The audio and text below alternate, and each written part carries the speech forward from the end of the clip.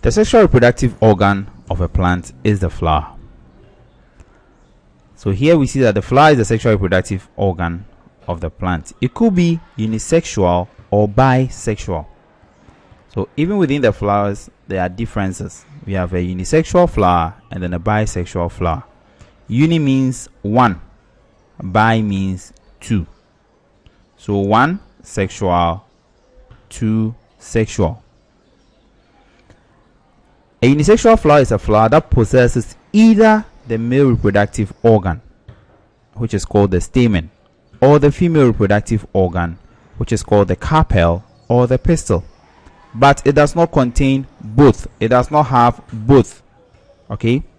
Just as in human, we have the male, we have the female. There are certain humans that could have both organs. We normally call them the hermaphrodites. Okay? But in flowers, we have unisexual flowers that either have only the male reproductive organ or the female reproductive organ. They do not have both. An example is the mustard flower. So here when we come to this mustard flower, we see only the carpels. We see only the carpels here. So there will be a mustard flower that could have only the stamen. So mustard flowers could have either the carpels only or the stamen only.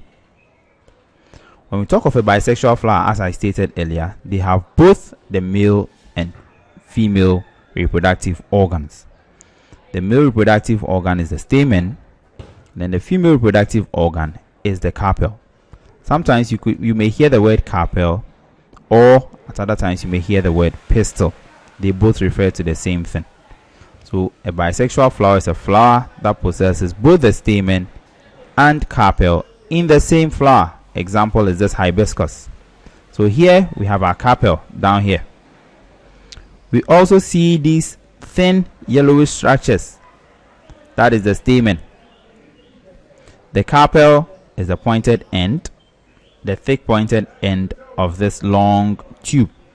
We have the stamens attached that end in the yellow tips. Now let's talk about the parts of a flower.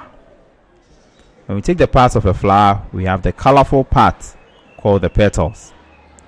We have the stigma, the style, the ovary, and then inside the ovary we have the ovule. These together form the pistil or the carpel, as I said earlier. We also have the anther and then the filament. This together will form the stamen. Anther, filament together forms the stamen. Stigma, style, ovary, and ovule will form the pistil or the carpel. We have the receptacle. At this point, this is where the stem joins the flower. At this section, the flower is swollen a bit. That is where all the organs of the flower develop from. And then we also have the sepal. We're going to talk about their functions in the next videos.